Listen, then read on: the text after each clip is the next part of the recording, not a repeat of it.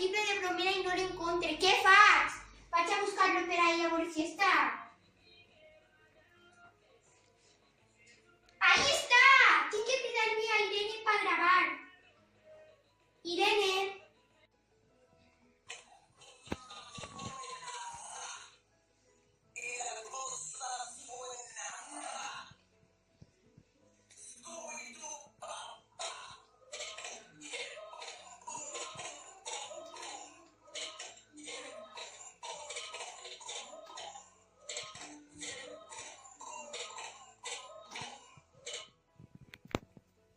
M'estan cridant.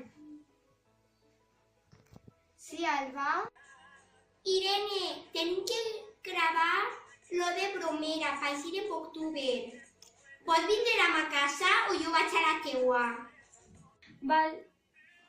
Vaig a la teua. Ara vaig. ¿Quién es? Ya voy.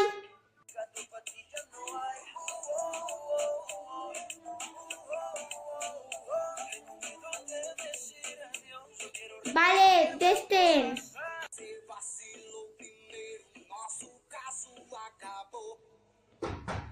¿Quién es? Ahora te hablo. Hola. ¿Qué es esto? Deixa-ho ahí.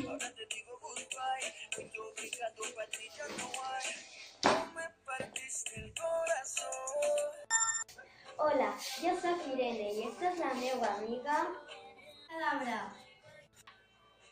Esta és la meva amiga Alba, y esta es. la meva Irene.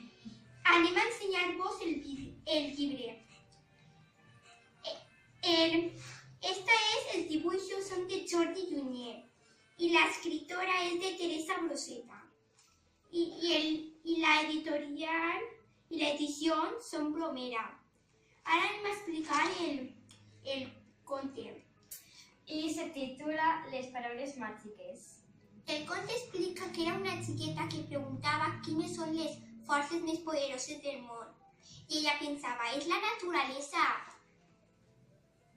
I un dia, quan es va anar a l'escola,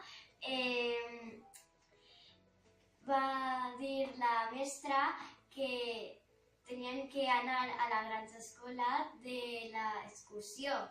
Y va a anar a casa y lo va a preguntar a sa mare. Y sa mare va dir, no, que val molt de diners. Este conte yo lo recomanaría a tots del cole, perquè està super chulo. Dale a like, suscribiros y campanita.